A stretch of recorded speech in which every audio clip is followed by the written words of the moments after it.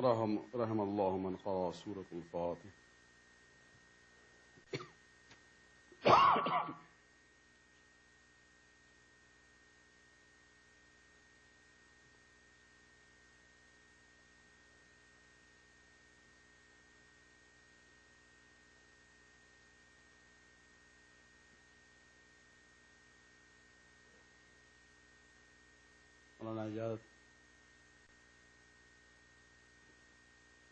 أعوذ بالله من الشيطان اللعين الرجيم.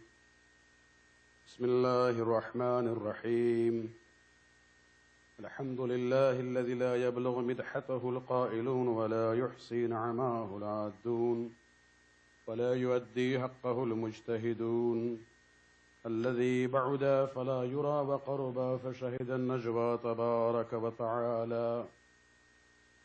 والصلاة والسلام على سيد الأنبياء وخاتم المرسلين وشفيع المذنبين سيدنا ونبينا بالقاسم محمد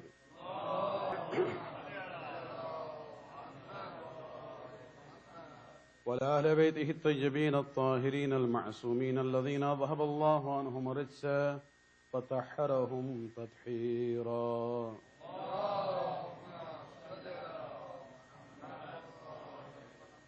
واللعنة الدائمة الباقية لأعدائهم بمنكر فضائلهم بغاصب حقوقهم من الآن إلى قيام يوم الدين. أما بعد، فقد قال الله سبحانه وتعالى في كتابه الكريم: إن الدين عند الله الإسلام. صلواتكم.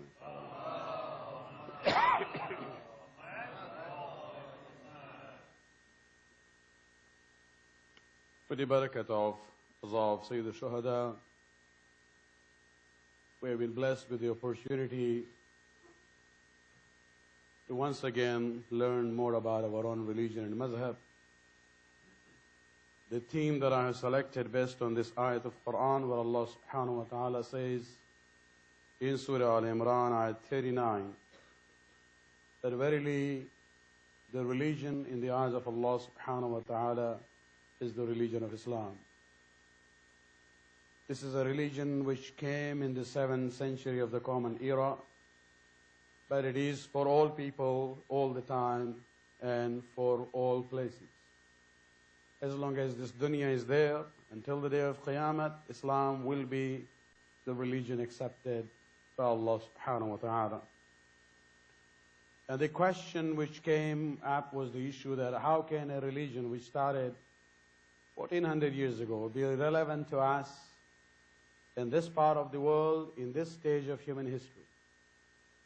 And the answer I have been giving to you in a short form is the theme of continuity and change in Islam.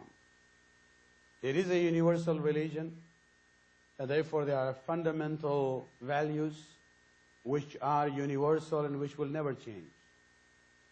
But because it is a universal religion, there are certain aspects of it, especially when we look at the lifestyle, that has this variable format in it. And the success of, understanding Islam and implementing it in different parts of the world, in different stages of human history, lies in this ability to distinguish what is continuous and what is changeable as far as Islam is concerned. When people mix these two things, that's where Islam becomes obsolete. Not because Islam is obsolete. The way some people look at Islam, they make it obsolete. And so it's basically the issue of understanding the changing aspects of Islam as well as the continuous aspects of Islam. Just to summarize, for those who might not be with me for the last few nights, just to put the grounds very solidly in our discussion, there are three areas. Number one, in i'tiqadat, there is no possibility of change. Number two, when it comes to ibadat, you have a mixture of continuity and change, more continuity, less change. But then when we come to mu'amalat, when we talk about lifestyle of the people, the way of life, This is where you see continuity and change going hand in hand.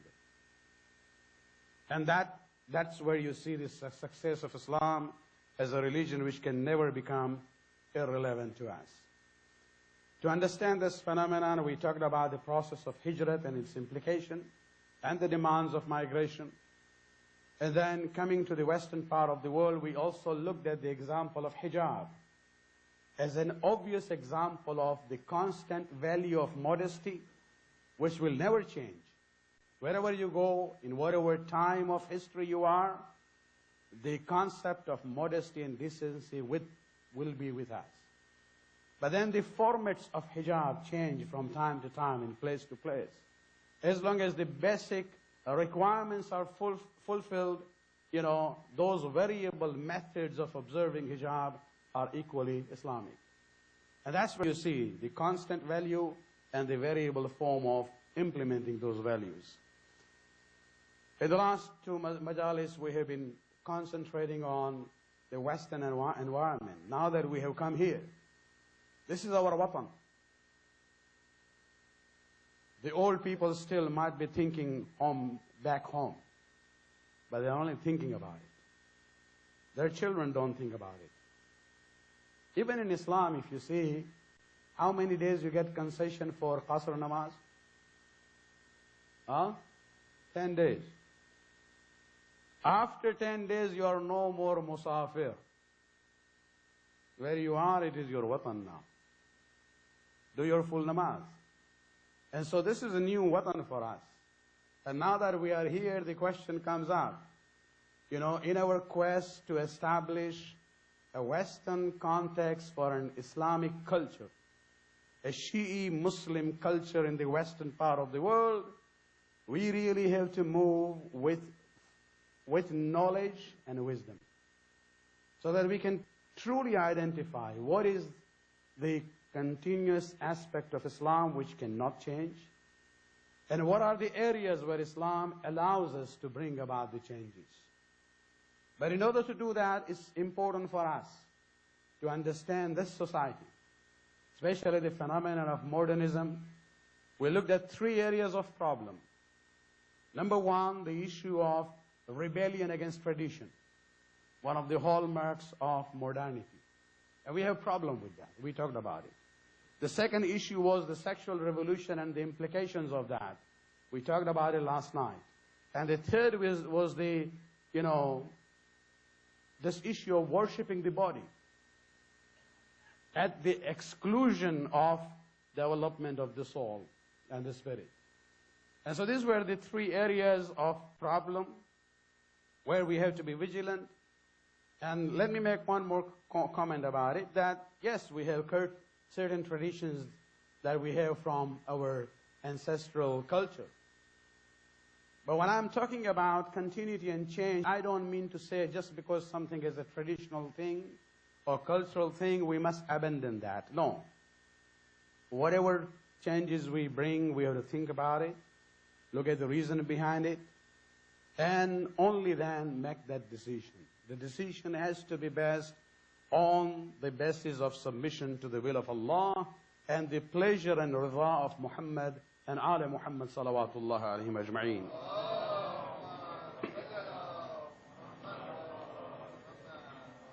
Since I already talked about negative aspects of the Western society last 2 Majlis, let me go to the other, balance the situation.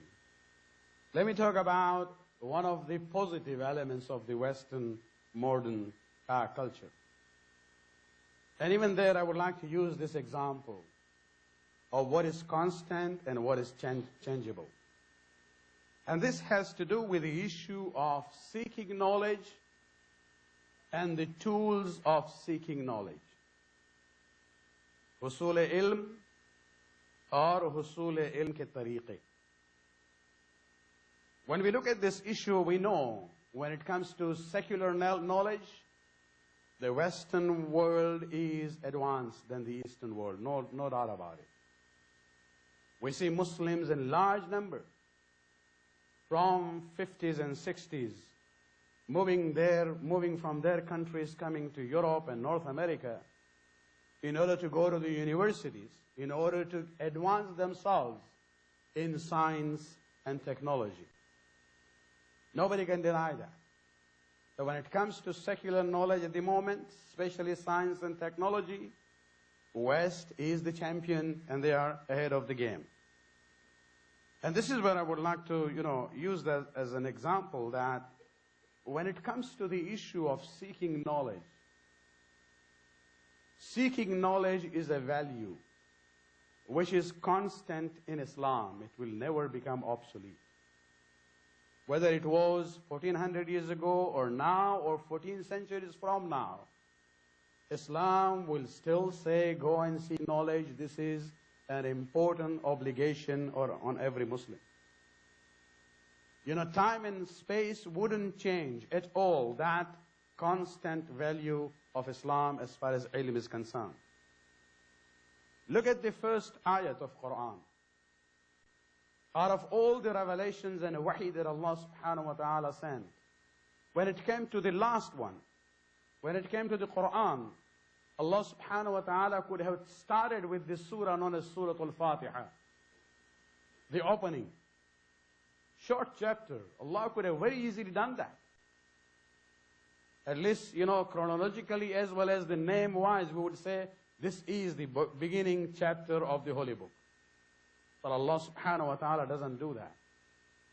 What is the first ayah that He sent? Beginning not even with the words, Bismillahir Rahmanir Rahim. The first word to be revealed was Iqra'. Iqra' bismi rabbika alladhi khalaq. Why? Allah subhanahu wa ta'ala wanted to announce that this is the last religion. And I would like to announce that the last religion that I'm sending is going to be based on seeking knowledge. Iqra' became the first word to be revealed as far as the last revelation of Allah subhanahu wa ta'ala is concerned. Salawat alayka.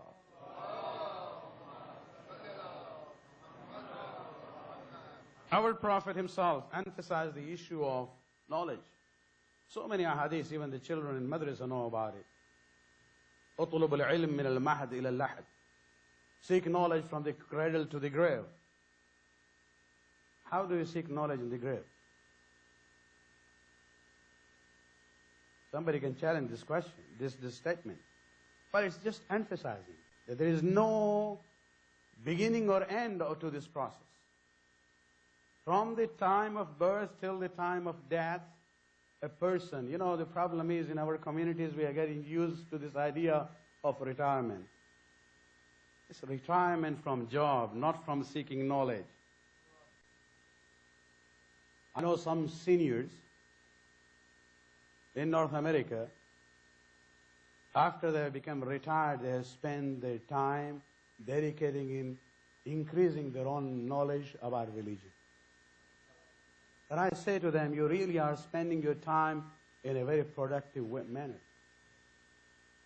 So remember that retirement is there, but not for seeking knowledge. إِلَى اللَّحَدِ. Till the time of, grave. Even when it comes to the issue of genders, there is no issue there at all. Where the Prophet says, طَلَبُ الْعِلْمِ فَرِيضَةٌ عَلَى كُلِّ مُسْلِمٍ.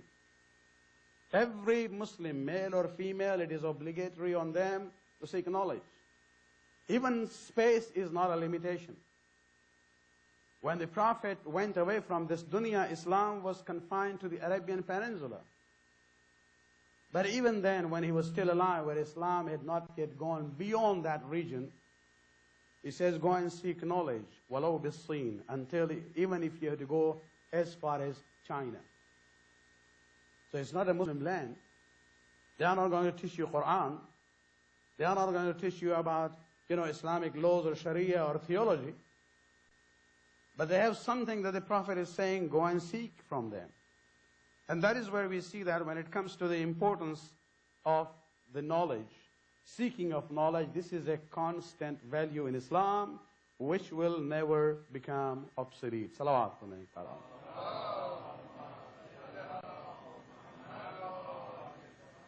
The Prophet did not leave these two words only. Sometimes we say, sab zabani baatein hain. Quran में इक़रा है, रसूल ने ये कह दिया. But no, just think, look at his life. His seerah in Medina, 10 years only. 10, 11 years, not more than that. You know, in the secular world, they need 2 terms to achieve something. Those 10, 11 years at that time, the Prophet, right in the beginning, established the precedence of seeking knowledge without the barrier of time or space or source. In the very first battle, known as Battle of Badr in the 2nd year of Hijrah, where the Muslims were able to defeat the mushrikeen, the idol worshippers of Mecca. You know, besides those who were killed, they were able to get 70 prisoners of war. And how does the Prophet deal with them?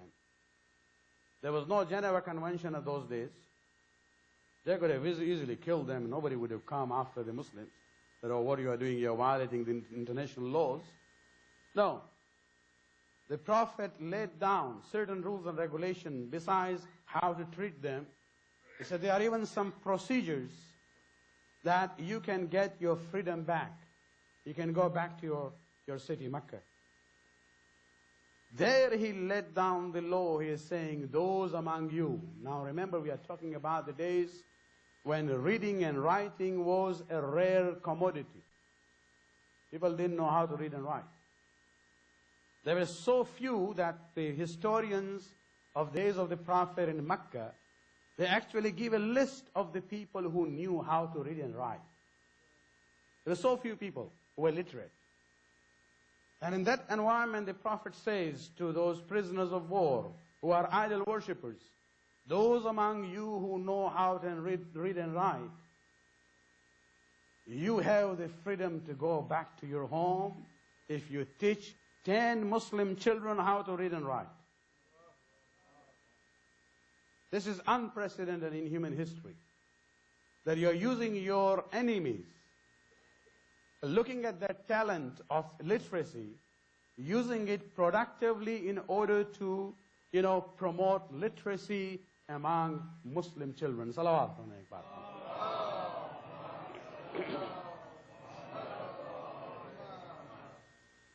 There were no Geneva Convention. There is no, UN campaign of literacy around the world. But look at us.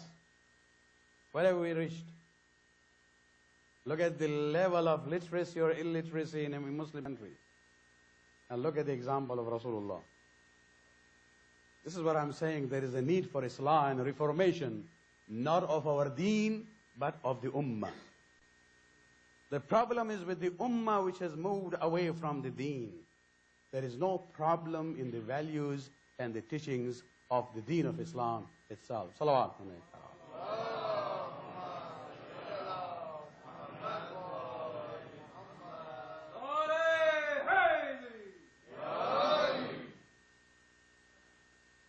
So when it comes to the issue of usul ilm, to seek knowledge, there is no problem there. This is a constant value. But when it comes to the method or the source of the place, I already gave you the example. When the Prophet talks about China, when he practically gave us the example of using mushrikeen of Mecca in order to educate Muslim children how to read and write, there are no issues. There is a famous hadith of the Prophet where he says, Al-hikmatu dallatul mu'min. Hikmat means wisdom. Wisdom is the lost property of the mu'min. فَخُذُوهُ وَلَوْ مِنْ فَمِ الْمُشْرِكِ.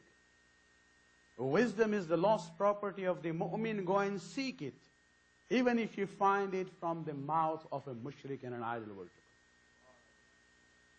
So you can even use the mushrikeen and non-Muslims to seek his hikmat. Let me emphasize this, hikmat, not garbage. You go to, get whatever you get from them. No. It has to be based on wisdom.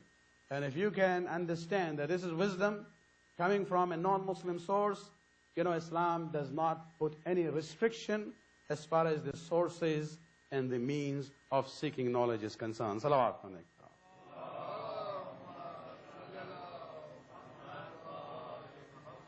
And that is why in a very short time, the society which was known as the society of Jahiliyyah was able to master human civilization with their places of learning, whether it is Baghdad or Cairo or Fez. All these places became the places of knowledge where secular as well as religious knowledge was being imparted under the same institution. In the Islamic civilization or Muslim civilization, let me put it that way, there was no distinction between the places of seeking knowledge, whether it is secular or religious. It was the same place. You know the name of Ibn Sina.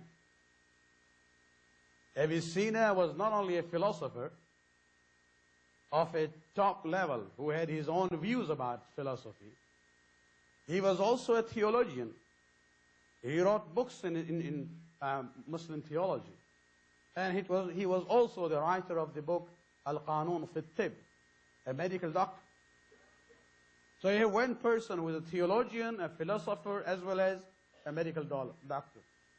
His book Al-Qanun fi Tib was then translated into Latin language, and they were being used till about 200 years ago in European medical schools as textbooks. This was the result of this wisdom of Rasulullah, where he's talking about seek knowledge from wherever you get it. And that is where you see, when we look at the history from the Western perspective, they talk about dark ages. You had to tell them it was dark ages for you, not for the rest of the world. Because when you were in dark ages in Europe, there was light shining in the Middle East. That light and the lamp of knowledge was taken from Middle East by Muslims to Spain when they ruled Spain for centuries. And from Spain, it was basically taken over to different parts of Europe. That's where you talk about Renaissance, awakening and enlightenment and everything.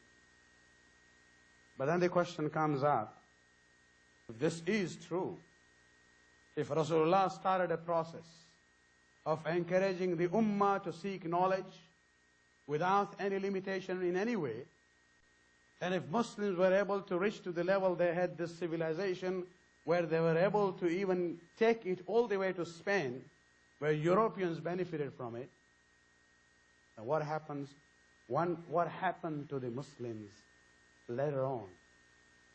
That now Europe and North America is ahead of the game when it comes to science and technology, and Muslims are backward.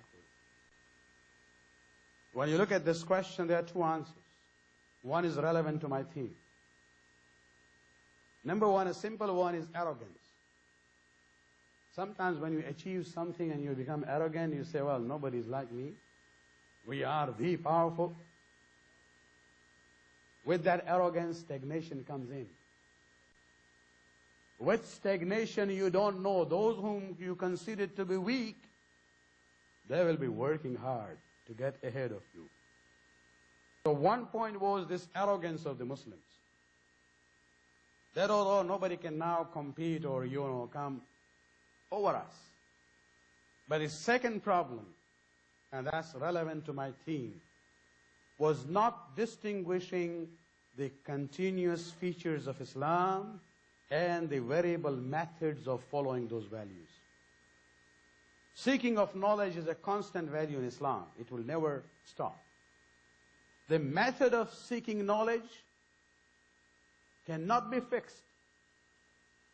If you fix it, you will reach to the point of stagnation.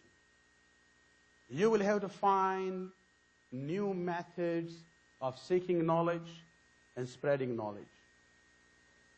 And that is what has happened to the Muslims, as far as the stagnation and the backwardness is concerned. And I'll give you a real example. Salawat for Naik Baral.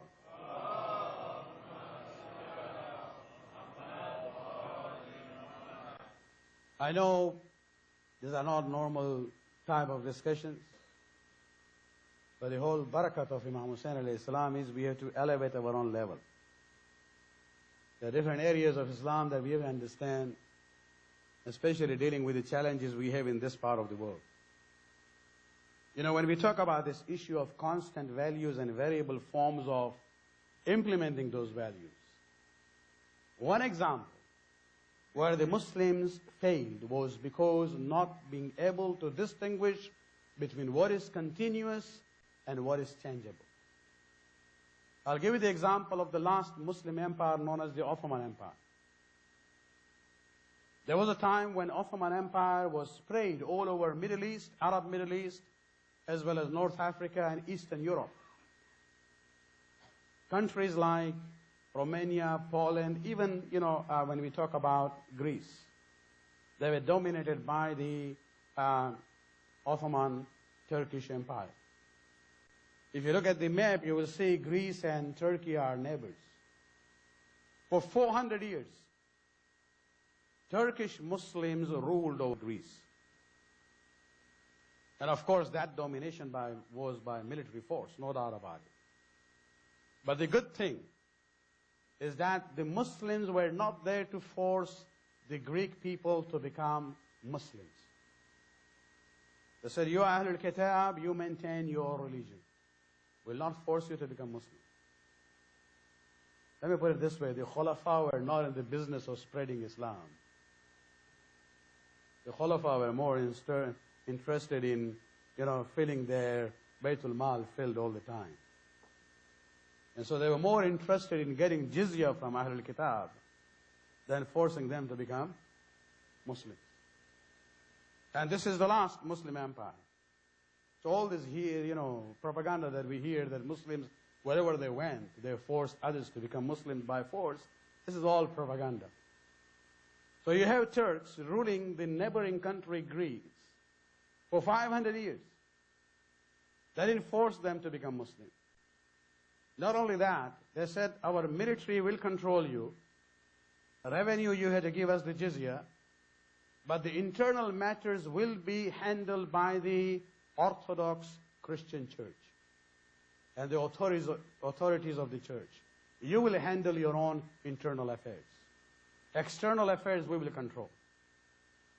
And so just keep that in mind. And then we come to the 15th century of the Common Era, when the Greek Orthodox Church requested from the Turkish Sultan the permission to import printing machines. See, they had Greek schools in Greece for their own community. Germany had recently come up with printing machines. And so now the Orthodox Church in Greece is asking permission from the Sultan, the Khalifa, that we would like permission to import printing machines from Germany so that we can, print textbooks for our school children in Greece. Before that, the textbooks were copied by hand, by the scribes. And you can realize the quality would not be that same. Even the amount of the copies, produced would not be that many. And so they thought, once we have a printing machine, we'll be able to serve our children even more. We'll be able to print textbooks in mass quantities. And so this was a new mas'ala. Because even the Muslims in the Turkish Empire and other countries used to write their own textbooks and books in a handwritten form. And so this became a new issue, and the Sultan forwarded the question to Shaykh al-Islam, the Sunni Mufti of the Ottoman Empire. And this Sunni Mufti gave the fatwa. He told the Sultan, tell the Greek people, the Orthodox Church, they are allowed to import printing machines, but only for their languages, not for the Turkish and Arabic languages. Because this is bid'at and haram. The permission is given to the Greek,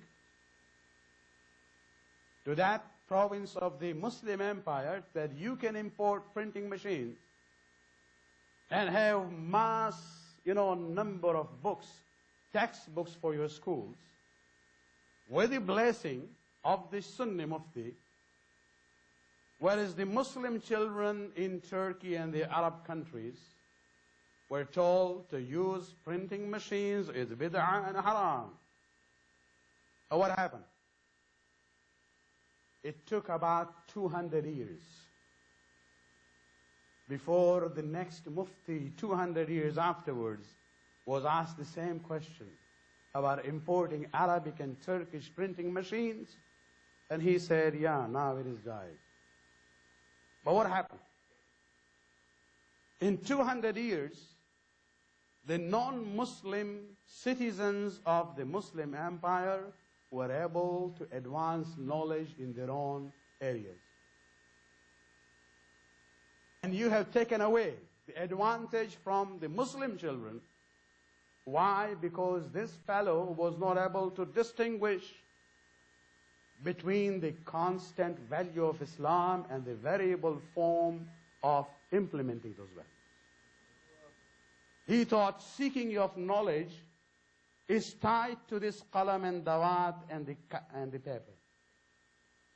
If he had realized that in Islam it doesn't matter whether it's a written, handwritten book or printed book, Muslim children would have been 2 centuries on par with the non-Muslim citizens of the Muslim empire.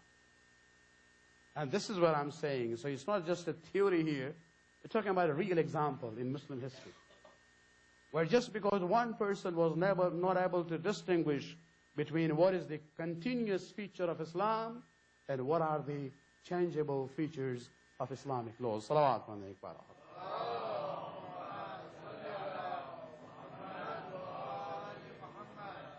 Whether it's pen or printing press or computers or internet, doesn't matter. The issue is that the Prophet said, seek knowledge. Seek knowledge from wherever you get it. Whatever technology that you have, as long as what you are getting is hikmat and not garbage. That was the issue. And alhamdulillah, when we look at, and I'm proud to give this example. When you look at the advancement done in Hawza Ilmiya of Qom, and even lately now in Najaf,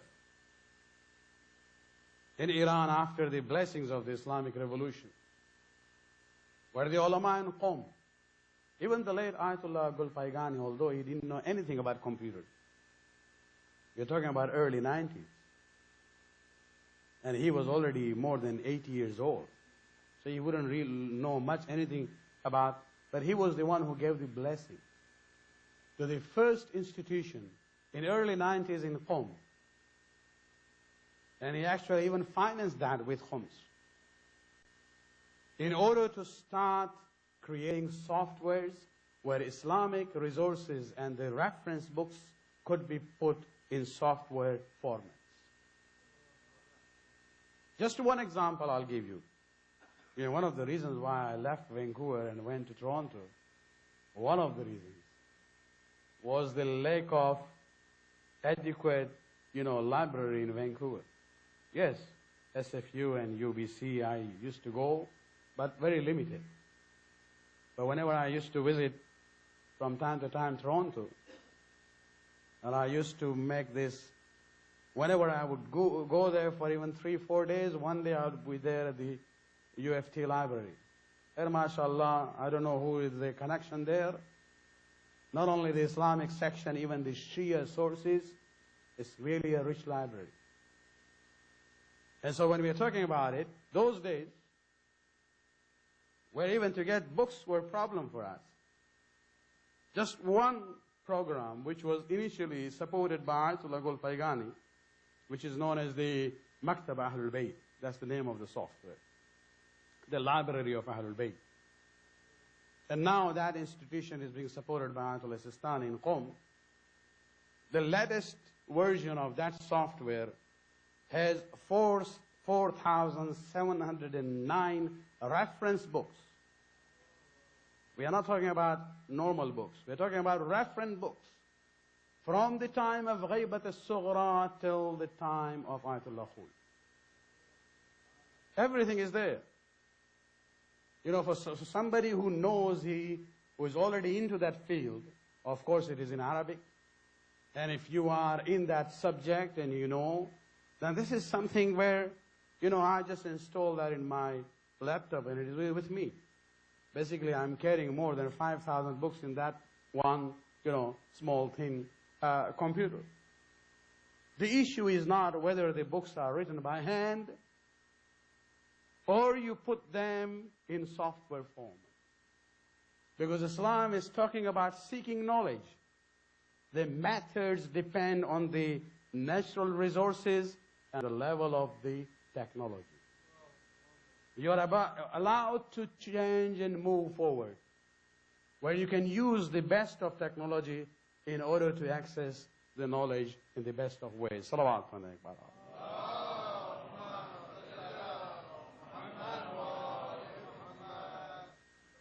But if you look at the importance, especially in the Shia madhab, can I request the brothers to move forward a little bit, please? Especially from that side.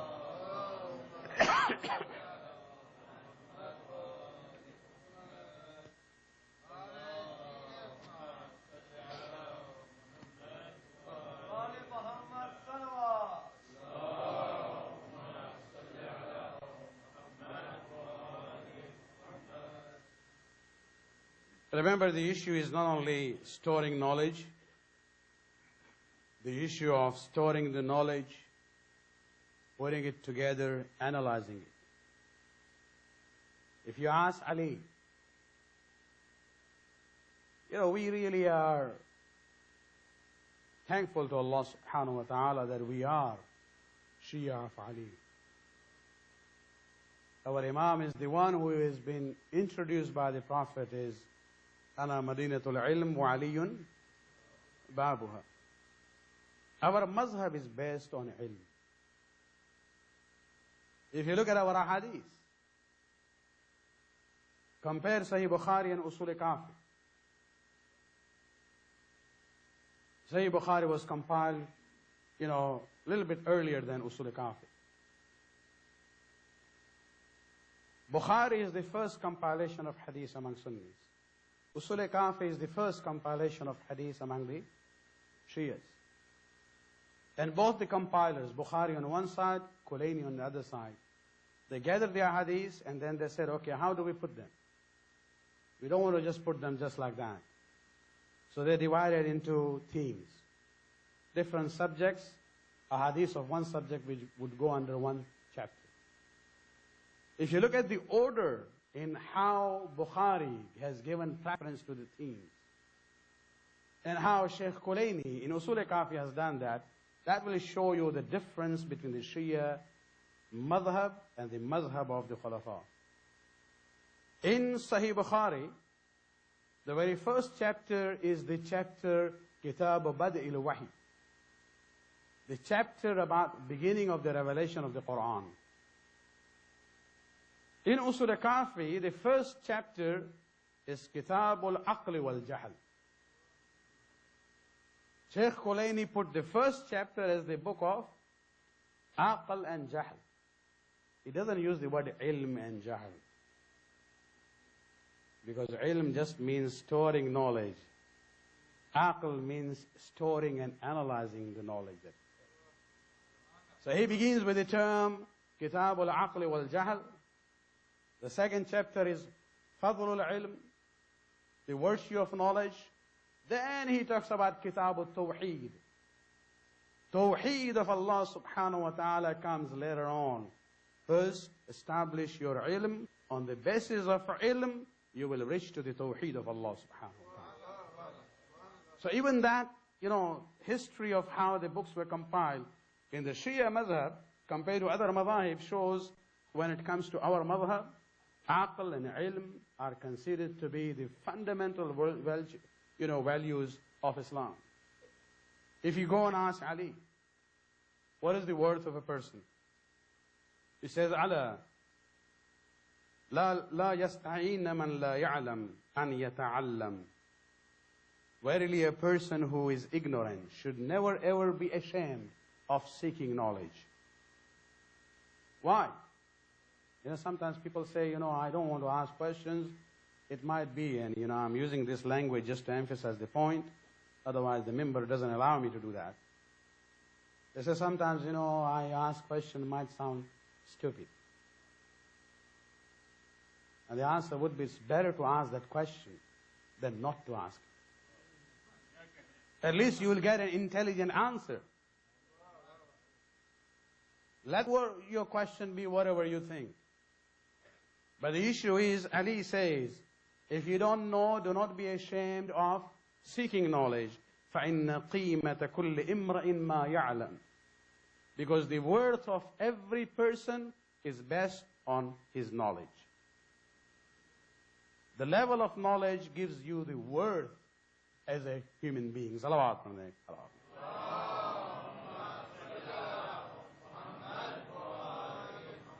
The famous conversation between Ali and Kumail, where he says, Ya Kumail, al-ilm khayrun min al-mal.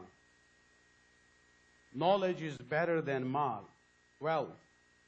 And he gives 4 reasons. Number 1, he says, the knowledge will protect you, while you have to protect the wealth. Number 2, the wealth that you have, the more you use it, it will decrease. The knowledge, the more you use it, it will increase. Number 3, ilm is hakim and mal is mahkum. Ilm dominates, whereas wealth is dominated.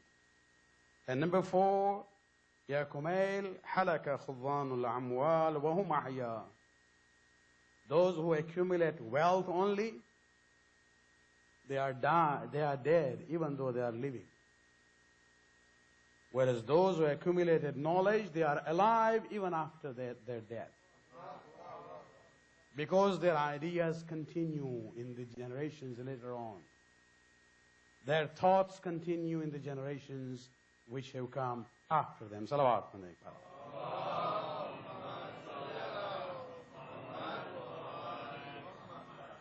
You call yourself Shi'atu Ali. Ali was known by different names and titles. We know him as Haydar, Safdar, Amir al-Mu'mineen, Imam al-Muttaqeen. So we can change our identity the way we want it. We can call ourselves Shi'atu Ali, Shia of Ali. Can I call myself Shia Haydar? Of course. Why is the hesitation there? Huh? If you can call yourself Shia Ali, you can also call yourself Shia Haydar. We can never call ourselves Shi'atu Amir al-Mu'mineen. We can also call ourselves Shi'atu Imam al-Muttaqeen. But there is one more identity. We can even call ourselves Shi'atu Bab Madinat al-Ilm. We are the followers of the gate to the city of knowledge. When you look at yourself from that perspective, do you think you can allow yourself to be ignorant? If you are the Shi'atu Bab Madinatul Ilm, by definition you are not allowed to be Jahil. And so the demand of this Tashayyu of Ali is that be among those who are either alim or muta'allim and seeking knowledge constantly. Salawat.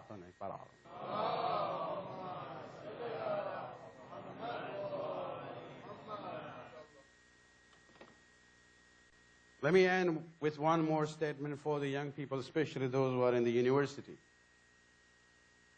Ali wants you to go to the highest level that you can go. Don't say, well, I've done my BA, and that's the end of the story. I graduated. No, there's no end to that. And whatever you do, put your heart into it. Be the best in the subject that you are going for. You cannot be second class on that. Because you are Shi'atu Ali. You know, in one of his beautiful sayings, he says, خُذُوا مِن كُلِّ عِلْمٍ أَحْسَنًا. He says, when you go after any knowledge, any subject, go for the best of it. And then he gives an example. He says, be like فَإِنَّ النَّحْلِ يَأْكُلُ مِن كُلِّ زَهْرٍ أَزْيَنُهُ. Be like the bee. When the bee sits on any flower, it goes to the best of the flower that it can find. And when it eats from that flower, what does it do? فَيَتَوَلَّدُ مِنْهُ جَوْهَرَانْ نَفِيسَانْ. Two elements come out of that product. And what are the two elements? أَحَدُهُمَا فِيهِ شِفَاعُ النَّاسِ وَالْآخَرُ يُسْتَضَعَ بِهِ. Two things come from the bee. One is something like honey, where the people have healing for themselves, and the other is the providing of light in form of the bee wax. So nothing is left wasted. You know, imbibe it and give the best that you can as far as knowledge is concerned. Salawat alayhi.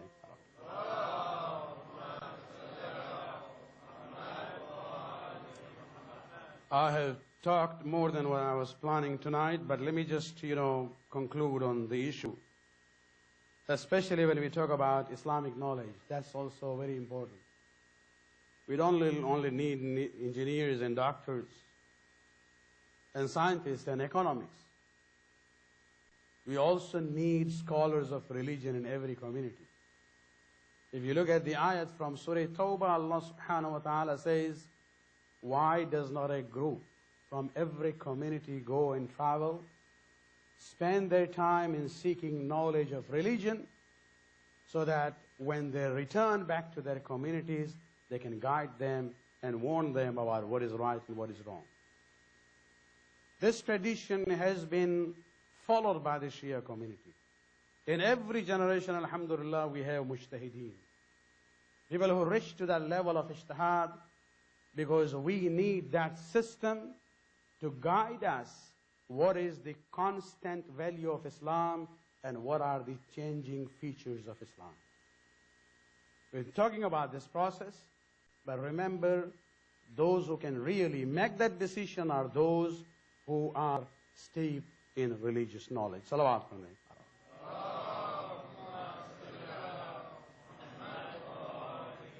You know, sometimes we are told, well, what this Maharaja in Qom and Najaf would know about our issues. You go there and you will be surprised.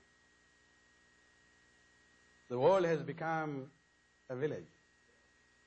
I don't have to go to Iraq to know what's happening there.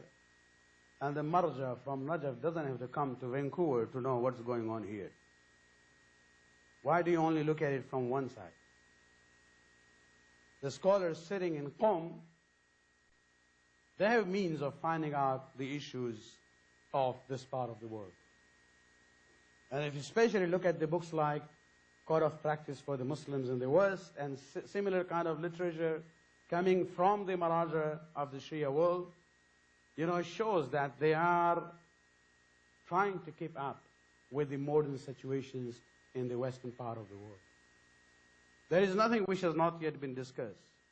Whether talking about the new technique of human reproduction, issues of organ donation, talking about transplantation of organs, you're talking about human cloning, the end of life issues. These are all the issues which have been discussed. And they are still being discussed. We are not saying we have reached the final verdict on that. But these are modern issues where the mujtahideen work on it, because we do not believe that the process of ilm and knowledge ends. It continues. सिर्फ एक शर्त है कि जब हम मराजे की बात करते हैं, साहिबान इल्म की बात करते हैं, वहां सिर्फ इल्म की बात नहीं। हमें अगर अपने घर में मसलन इलेक्ट्रिकल काम करवाना है, Can I request the brothers who don't understand Urdu to be patient? You know, I see the generation of people I knew for 30 years now. If you ask in their heart, they will say, well, we prefer the whole Majalis to be in Urdu. But for the sake of the young generation, they sit there only to hear last 10 minutes in Urdu. So those who do not understand Urdu, at least show that much respect. Sit down. Sit down, and even if you don't understand Urdu, just when you hear the name of Hussein, in your mind, go to Karbala by yourself. You don't need me to cry for Imam Hussein. Salawat pढ़ने पर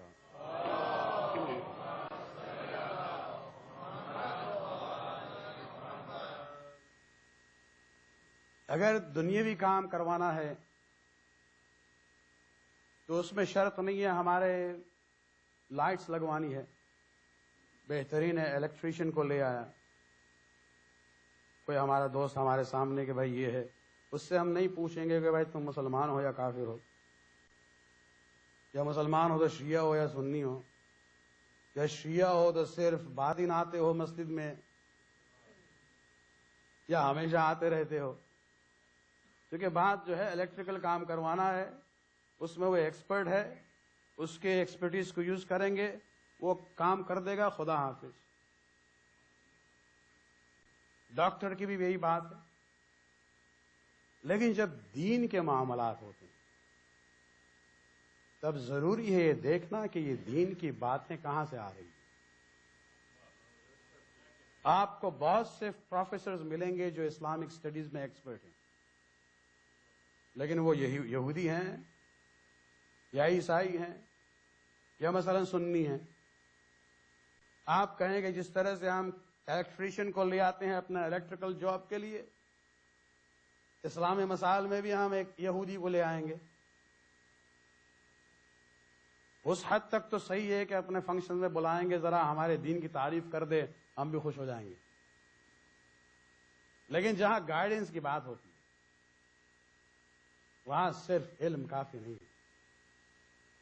इसलिए हमारे यहाँ मुज्तहिदीन के लिए कहा जाता है कि इल्म के साथ अदालत और तक़वा की भी बात है। इसलिए कि कभी जहां जहां दीन के मामलात हैं वो सिर्फ इल्म काफी नहीं है, इल्म के साथ साथ तक़वा की भी जरूरत है। आप अमीरुल मोमिनीन की तारीफ में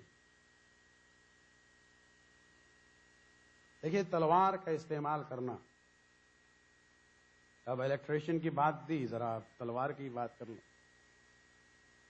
एक तरफ जो है हमारे सामने खालिद बिन वलीद है और दूसरी तरफ इमामुल मुत्तकीन अली बिन अबी तालिब है। तलवार ये भी चलाता है, तलवार ये भी चलाते हैं। लेकिन आपको रसूल की जबान से कभी भी खालिद बिन वलीद के लिए वो जुमला नहीं मिलेगा कि ज़रबतु अलीय्यिन यौमल खंदक अफ़ज़लु मिन इबादति सकलैन। बात क्या थी? तलवार की बात थी, तलवार चलाने की बात थी, जिसको जहन्नम में भेजा है उसकी बात थी? नहीं, बात तलवार चलाने में नीयत की बात। खालिद बिन वलीद चाहे 10 लोगों को या 1000 लोगों को फिन्नार करे, नीयत खालिस नहीं तो वो भी वहीं जाएगा। लेकिन अमीरुल मोमिनीन खंदक में जहां मुकाबला इस्लाम और कुफ्र का है, अमर इब्न वुद आया है खंदक को पार करके, मुसलमानों में किसी में हिम्मत नहीं हुई। बकौल तबरी के वो इस तरह से बैठे थे जैसे लगता था सरों पे जो है कबूतर बैठा है, उसको डिस्टर्ब नहीं करना चाह रहे थे, बिल्कुल मोशनलेस। रसूल इस्लाम ने अली को भेजा, वहां एक मर्तबा उसको जमीन पर पछाड़ा, उसके सीने पर सवार हुए। उसने जो बेअदबी की है, وہ متبرک چہرہ علی کا جسے ہم خود مسلمان کہتے ہیں کرم اللہ وجہ، اس پر اس نے لعاب دہن سے توہین کی۔ امیر المومنین کچھ لمحات کے لیے ہٹ جاتے ہیں، یہاں جو ہے رسول اللہ سے پوچھتے ہیں کہ یہ دیکھیے علی کو دیکھیے کیا ہو گیا ہے، بھئی یہاں اسلام و کفر کے معاملہ ہے، یہ جو ہیں چند قدم ہٹ رہے ہیں پیچھے، ممکن ہے وہ آ کے قتل کر دے۔ ارے یہ رسول اللہ نے کہا کہ علی سے ہی پوچھ لینا۔ جب پوچھا گیا تب علی نے یہی کہا تھا کہ جب اس نے ہماری توہین کی ہے ایک لمحے کے لیے مجھے غصہ آ گیا، اور میں نہیں چاہ رہا تھا کہ اس کے قتل میں میرا غصہ شامل ہو۔ اگر ہم قتل کریں گے تو صرف للہ اور فی اللہ ہوگا۔ اس لیے رسول نے کہا تھا ضربۃ علی یوم الخندق افضل من عبادت الثقلین۔ تو بات صرف علم کی نہیں ہے، دینی معاملات میں علم کے ساتھ تقوی چاہیے۔ بات صرف تلوار چلانے کی نہیں ہے، بات صرف جنگ لڑنے کی نہیں ہے، بلکہ تلوار چلانا یا جنگ لڑنا کس لیے؟ علی کا عکس ہم دیکھتے ہیں جناب عباس میں، بچپنے سے سنا کہ بابا نے شادی کی تھی والدہ سے، اس لیے کہ ہماری والدہ اس قبیلے کی تھی جہاں شجاع اور بہادر لوگ پیدا ہوتے ہیں،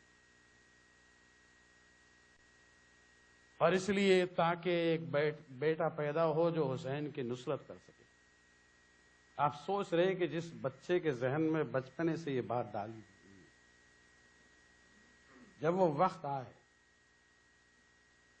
اور ہر موڑ پر روکا جا رہا ہے، عباس کا جہاد تلوار چلانے میں نہیں تھا، عباس کا جہاد تلوار کے روکنے میں تھا۔ اس لیے کہ تلوار چلے یا نہ چلے اہم نہیں ہے، کس مقصد کے لیے چلے یہ زیادہ ہے۔ خیموں کے ہٹانے کے بعد ہوئی، مولا نے حکم دیا، عباس نے سر تسلیم۔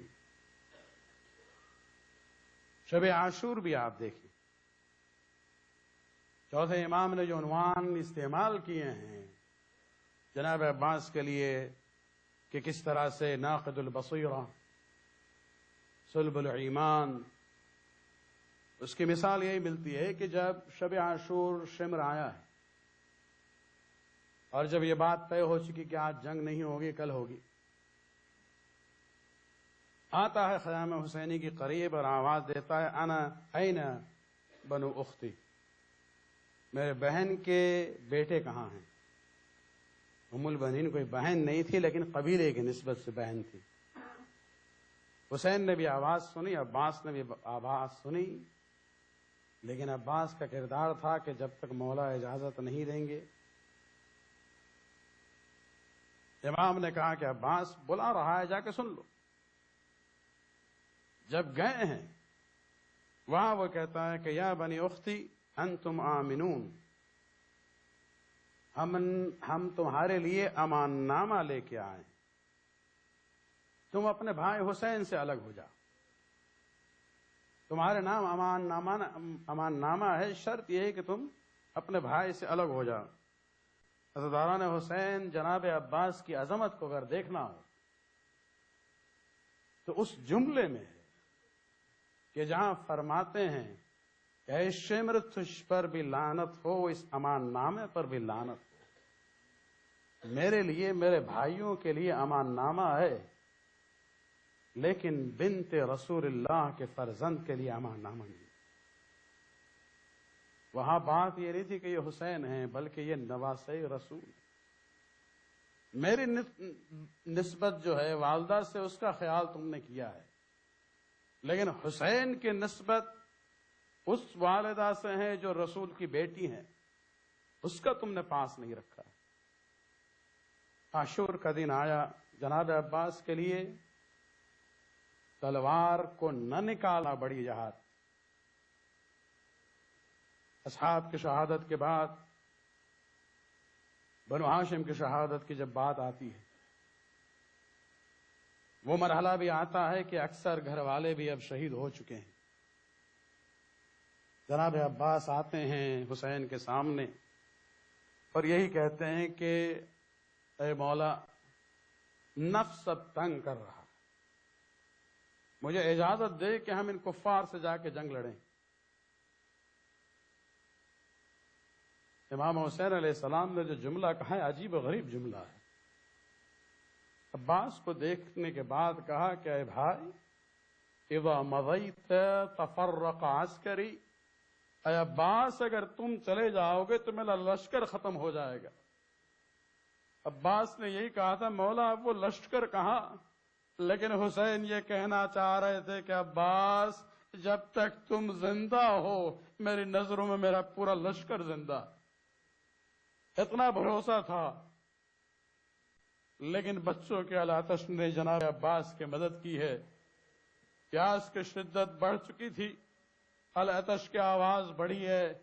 حسین نے کہا عباس کچھ کرنا ہے تو ان بچوں کے لیے پانی کا سبیل کرو۔ بس بہانہ چاہیے تھا، جو بہانہ بچوں کے اس الاتش کی آواز نے پیدا کر دیا۔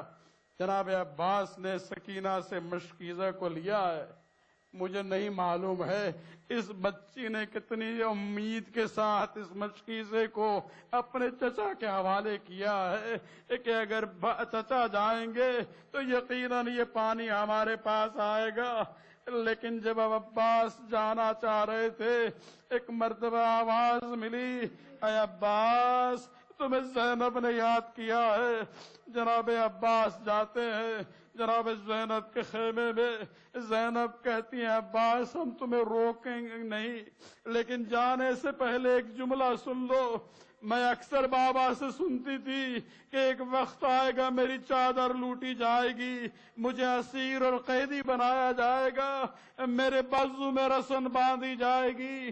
لیکن جب تم جوان ہوئے، تم پیدا ہوئے اور جوان ہوئے، تمہاری بہادری کا شہرا عالم عرب میں جب پھیل گیا، میں اکثر سوچا کرتی تھی بابا برحق ہے، لیکن کس کی مجال ہوگی؟ وہ بہن جس کا عباس جیسا بھائی ہو اس کی چادر کو لوٹے۔ لیکن عباس آج جو بھی جا رہا ہے زندہ لوٹ کے نہیں آ رہا ہے۔ مجھے یقین ہے بابا نے جو کہا ہے برحق کہا ہے۔